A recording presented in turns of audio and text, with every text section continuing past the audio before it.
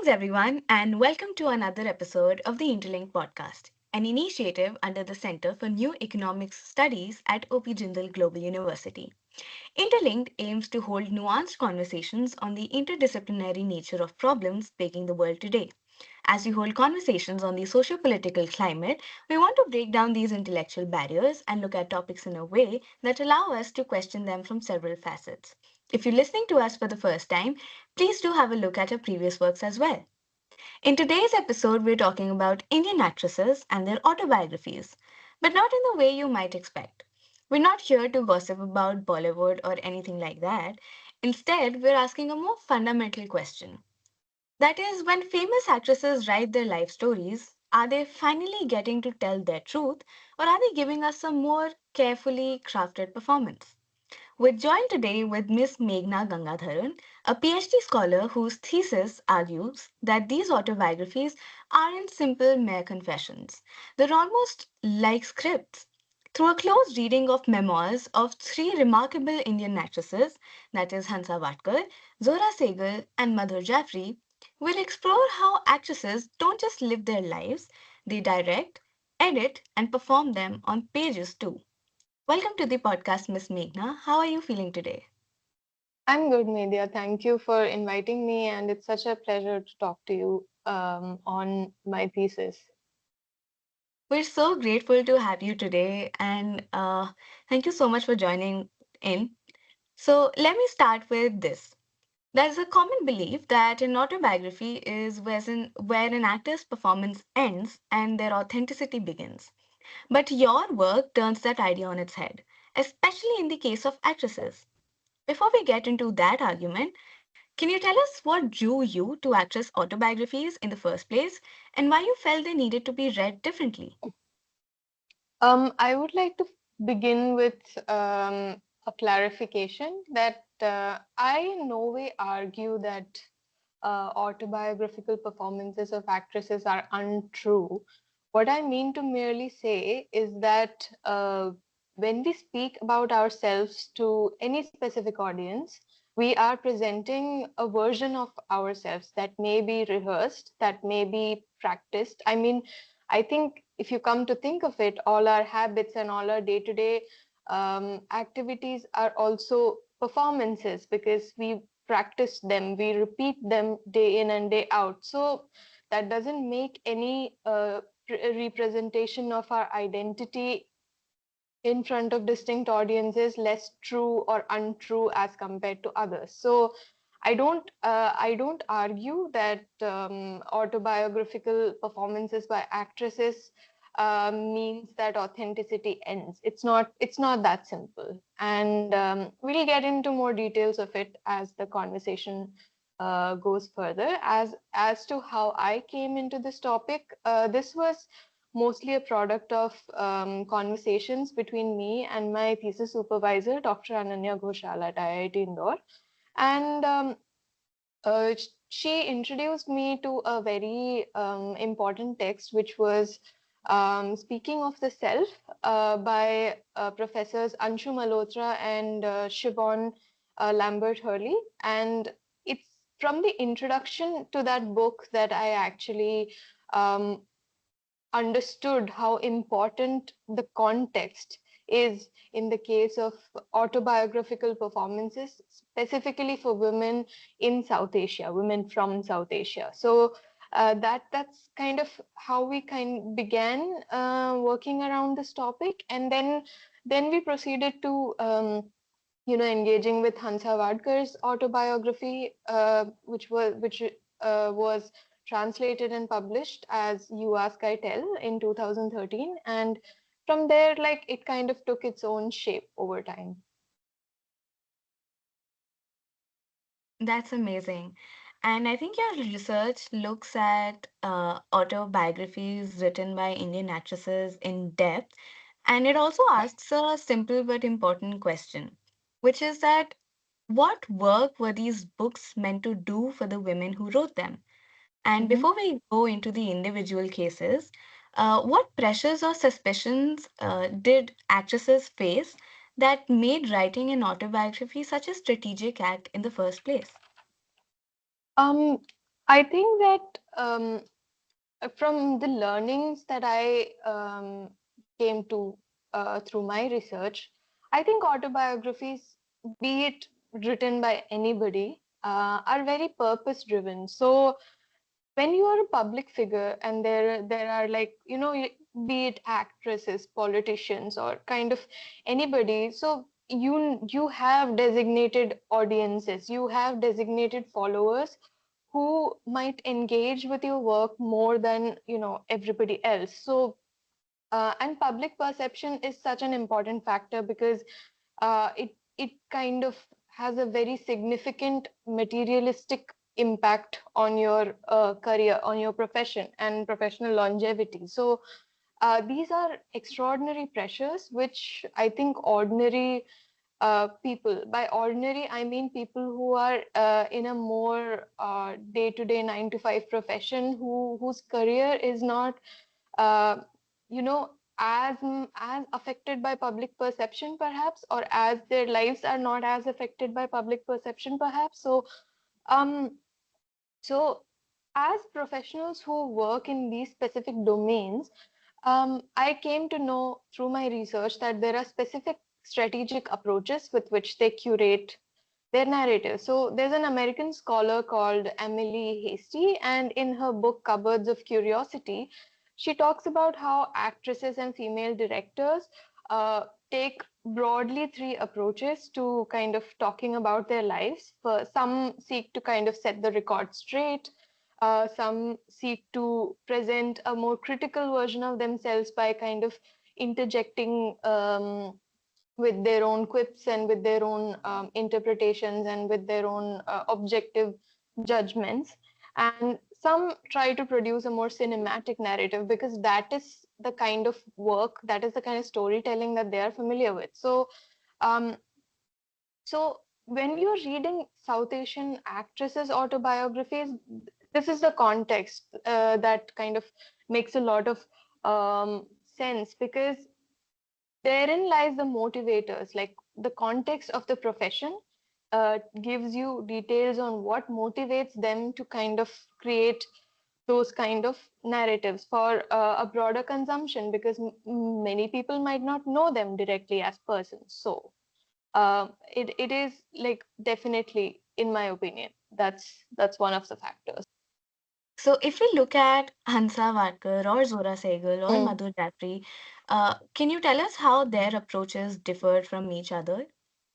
Of course, like I said, the context is very important, and all three of them firstly came into their professions very through completely different trajectories. Hansa Vadkar started acting in cinema at the age of 10, and um, she started doing lead roles right away. So she had a very different kind of entry point. And Zoraji was trained as a dancer in Germany, and then she went on to perform extensively with Uday Shankar's troupe, and then she was affiliated with Prithvi Theatres for a significant period of time. So you see their professional trajectories, professions being something that they were engaged with for like a very, very significant portion of their lives.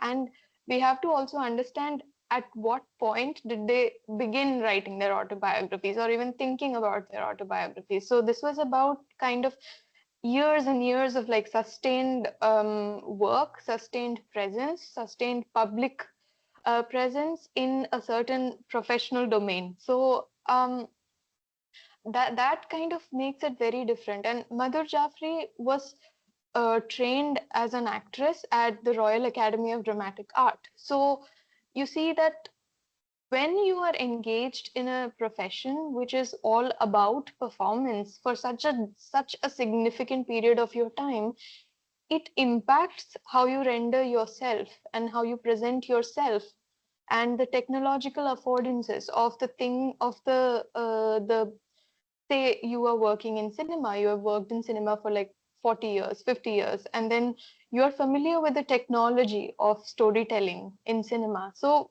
all those things influence how you will portray yourself, how you will kind of present yourself, because you're already such an experienced, refined performer.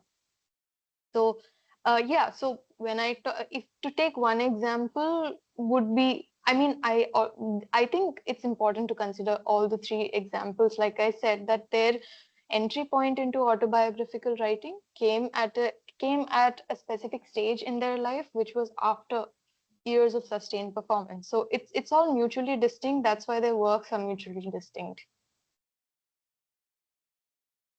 Absolutely. And I think when you write about yourself, you cannot escape the most intimate social and personal lives of yourself. And I think writing Yeah. about love, marriage, and family was very risky, especially for actresses already seen as morally suspect for their times. Were there moments where you felt that these women were walking a tightrope and where one wrong sentence could have changed how they were judged? And how do you think they framed these relationships in relation to their professional lives? Absolutely. I think they definitely have to walk a tightrope when it comes to sharing because, again, I'll give you an example. Madhur Jaffrey's memoir, Climbing the Mango Trees, ends when she has graduated from Miranda House and is proceeding to go to the Royal Academy of the Dramatic Art. So, and she says that upon several questions, several podcasts, several interviews, have people asking her whether there'll be a sequel, when will there be a sequel? Like, what about the life after you went to London? But she says very explicitly that my life is not for public consumption. I'm not comfortable sharing all details of my life, and there will not be any sequel for my memoir. And I think that kind of answers the question that they have to essentially walk a tightrope because um, there are a lot of nuances. Some things might be very painful, some things might be deeply personal, which is not meant for public consumption. So that's why, of course, they will not reveal everything. And having said that, it is a common misconception, I would say, that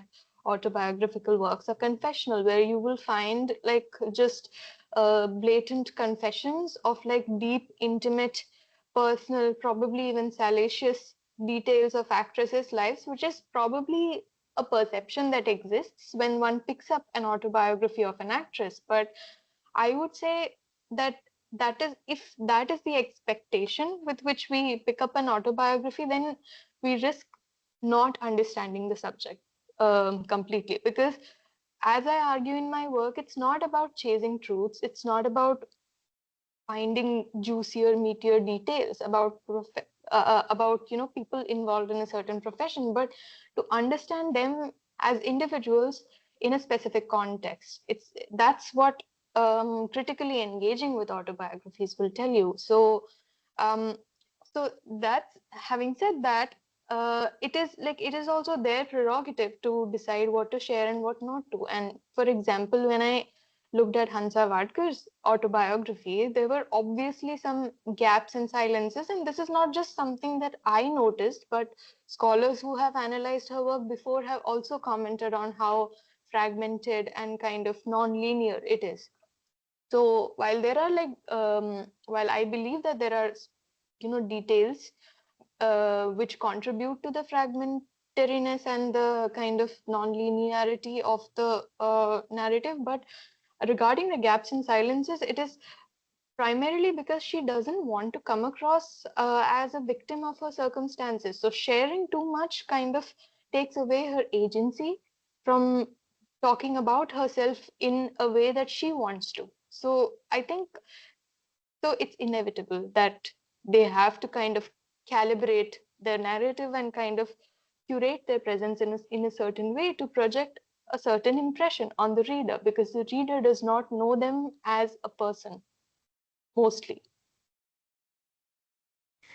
I think you're absolutely right in saying that we should not be picking up autobiographies with the sole purpose of finding some juicy stories. And we should look Yeah. at them and critically engage with them as a story of a person in a particular context. But if we flip the coin and see the other side of it, many celebrity autobiographies are ghost written or even heavily edited by professionals. And even when they're not, there are publishers, there are legal readers, and other hands shaping the text. How do you account for this in your analysis? And when you do identify a quote unquote performative choice, can you be sure it was the actress's choice and not her editors or publishers? Again, like I would like to begin with the word performative. So performative um, doesn't mean something that is untrue. Performative is an iteration. A performance is an iteration of a specific kind, which is detailed in a specific manner. And yes, as any book which goes into publishing will be, these are also subject to all these things. And yes, ghostwriting also exists. But for me, when I worked on the autobiographies of these three texts, I was able to venture beyond the text, as every researcher who works on autobiographical writing would do. And I was able to find in Hansawatkar's case, the how her autobiography was produced was documented, and there existed like details on like what was the process, how was she approached, and how these sessions took place and everything. Because in Hansawatkar's case, she did not like sit down and write autobiography of she did not write her autobiography in a very conventional way that you would expect. She narrated it orally to a team of journalists from a magazine, and it was their initiative because they wanted to publish something like that. So, having said that, there is documentation. Sometimes there are like supplementary texts. For example, Zora Ji's memoir, Close Up, which is my primary text in my dissertation, that was published in 2010, if I'm not wrong. And then before that, in 1997, there was a co-authored autobiography of hers, which was also, published in collaboration with a scholar. So she kind of didn't find that to be the right kind of representation of her life. So she took time to revise it. And then in 2010, she kind of redid the whole thing and published it as a memoir. And so, what I mean to say is that there are always supplementary texts. There are always, when one ventures beyond the text that is the subject of analysis, uh, you find like so much more information, so much more detail about the person. And then there are always interviews and podcasts. Like, for Mother Jaffrey, certainly there were like a lot of interviews, a lot of videos, lots of podcasts. So that kind of helped me as a researcher to kind of understand the persona of the author, and to get a sense of what their voice is. So that helped in my analysis of the book. And I was also particularly grateful that I got to talk to Miss Kiran Sehgal, Zora Ji's daughter, who has also published a biography on her late mother. And I also got to correspond with Madhur Jaffrey over emails. So that kind of helped shape my understanding of my work, and kind of that kind of uh, informed my reading of their work. You can say that. So, like I said, that have regardless of these elements, ghostwriting, editorial interventions or like legal interventions, I think it is possible if you venture beyond the text to kind of get a sense of the person and their persona as a celebrity, and to kind of uh, then approach the text in a specific way. That's what I did. Right. And the more I think about autobiographies, I also feel like every autobiography is also simultaneously a very strategic act of forgetting because Mhm. things get left out, either because they're too painful, too compromising, or because they don't fit the narrative arc that the author wants to create. As you said, also, were Mhm. there patterns in what these three women did not talk about? Yes, like I said, that for some aspects of everybody's lives would be deeply personal. How, for example, how someone grieves the loss of a loved one, or how someone kind of goes through a certain event and all the emotional turmoil that one goes through, that may not be something that they want to open up about. Um, so, for example, like Madhur Jafri said, there won't be a sequel to her autobiography, her memoir rather, and Zora ji choosing to speak, you know, in a curated, calibrated way about like some personal, deeply personal events that she, of course, like they would not want to put that out in the world. So, of course, like some things ought to be calibrated and some things have to be measured, because as celebrities, as public figures, they are putting out their narratives to a large number of people who do not know them as people. So they have to provide a narrative which makes sense for their readers, because their readers mainly know them through their public appearances and their works. So to kind of like they have to strategically present a version of themselves that makes sense to the reader. So, for that, going into deeply personal, deeply painful, or kind of elements from their life that are not necessarily matters of, public discussion is, I think, something that would always be there. Like those things will be left out.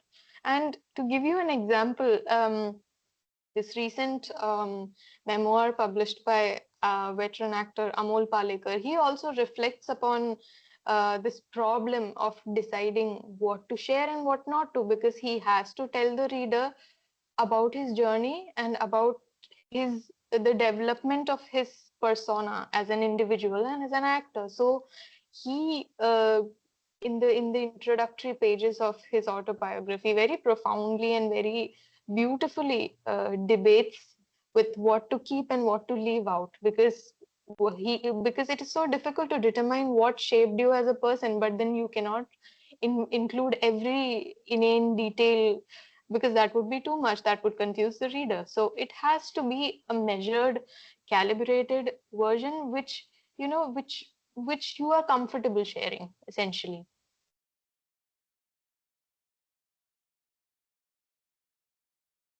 I think that answers the question very aptly also.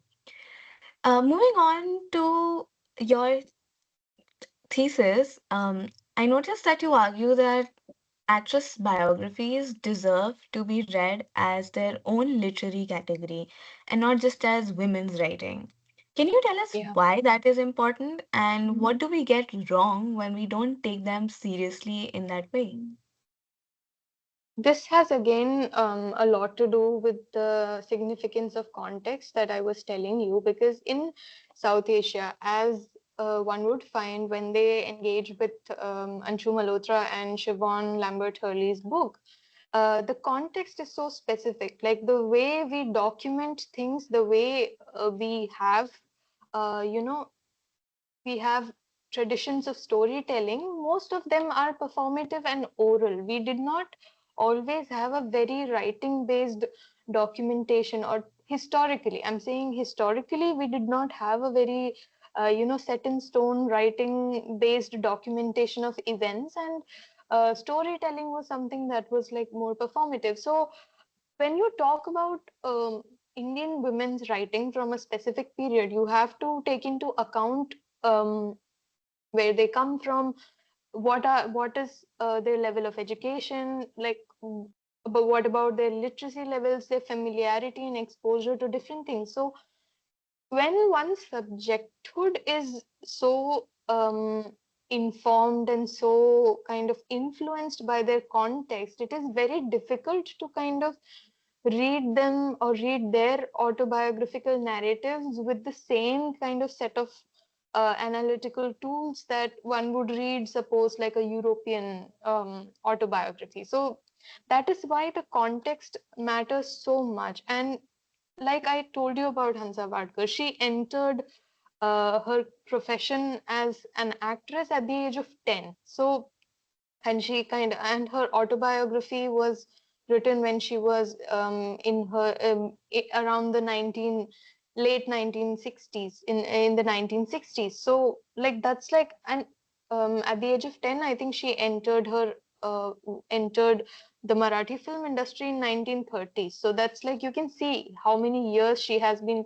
sustained, how she has sustained professionally uh, as an actress, and that formed her education, that formed her context, that is where she learned storytelling, right? So if you kind of take the person out of their context, things look very different. So that is why when we read actresses autobiographies, because their professions are so specific and very nuanced in how they have to embody certain characters, maintain a certain public presence, this is like very unusual as compared to how someone else would be, someone else who isn't from the profession would be documenting their life. So because of these very significant and very influential variables which are introduced by their profession, that's why I feel that actresses' autobiographies cannot, you cannot read them in the same way that you would read the autobiography or memoir that is published by any other woman from a different kind of background. So that's why I argue that this category of text needs to be studied separately, and the analysis of these works in terms of like research would need a separate toolkit altogether. You cannot go by the traditional theories of autobiography. You can, but I think it would still give you a very partial understanding of who they were and what their efforts were, because the context is so important in their case and very unique. Absolutely. And I think as long as we're on the topic of documentation, I'd like to bring up that today we live in an era of hyper self documentation. We have Instagram, we have Twitter, we have Substack. We went from writing blogs to making vlogs, where everyone is constantly curating their own images. Does your research into mid 20th century actress autobiographies help us understand anything about how contemporary celebrities or even just regular people like me perform themselves online today? Are we all just doing what they were doing but with faster and different tools?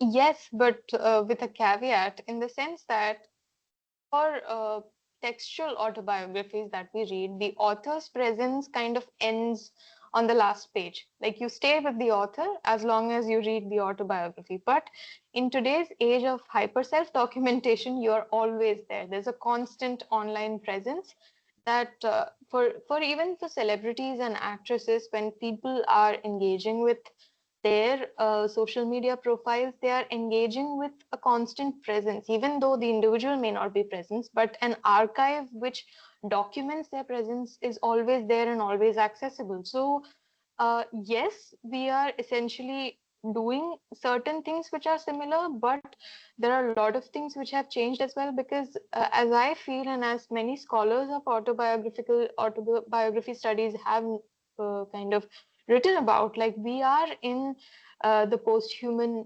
era of autobiographical writing. So, which means that when we document ourselves online, what what kind of guides our framing of the narrative is not just the decisions that we make. It is also a lot of platform affordances. There's a lot of influence of the algorithm, what works and what doesn't work. So it is not plain and simple to kind of assume that it's the same as writing as it used to be, writing an autobiographical text. So like certain things are the same, certain things have changed significantly, especially with the introduction of technology and technological intervention. I absolutely agree with you, especially as a teenager who grew up and was shaped by the internet. And there's a beautiful book about it by this lovely author called Ria Chopra. And she Mhm. recently launched her book called Never Logged Out. And she talks about how the internet shaped the Gen Z today, India's Gen Z today. I Mhm. think that also delves into this topic quite nicely. Okay, one Yeah. last question for you. I think one thing that we all can agree on is that these three women, and among many others, left us their autobiographies as very deliberate acts of self authorship. They took Mhm. control of their stories at a time when women rarely got to do that. If Yeah. these women could hear your argument that their autobiographies were another carefully crafted performance, so to say, do you think they would feel misunderstood or would they feel like somebody has actually understood them well? Well, firstly, I don't think it's possible to understand any individual in their entirety. And secondly, what I argue through my work is that performance, I don't, attempt to delve into the truth or the lack thereof of autobiographical writings. My work is basically understanding actresses as professionals in a specific context, which kind of influences how they approach narrating their stories. So, having said that, I do not anywhere in my thesis comment on the truth or the um, lack thereof. So I don't think I, or rather, I would like to think that they would not feel misunderstood. I would like to think that they would find the observation interesting rather than problematic, because again, I talk about how their profession, which has been such a significant part of their life, something that they committed to for like years and years and years. So how that shaped how they have presented their identities, what I mainly delve into. And I think they would find that observation interesting. All right. And that brings us to the end of this wonderful and insightful podcast. Thank you so much, Miss Meghna, for joining in today. Our conversation has given me a completely new way of thinking about autobiography, celebrities, and what it means to tell your own story and your own prerogative. And I'm sure our listeners also have a lot to take away from this episode. Thank you so much and take care. Thank you. It was so wonderful talking to you about it, and I'm so happy to hear more about what other episodes your podcast will have. Thank you. Thank you. Thank you so much.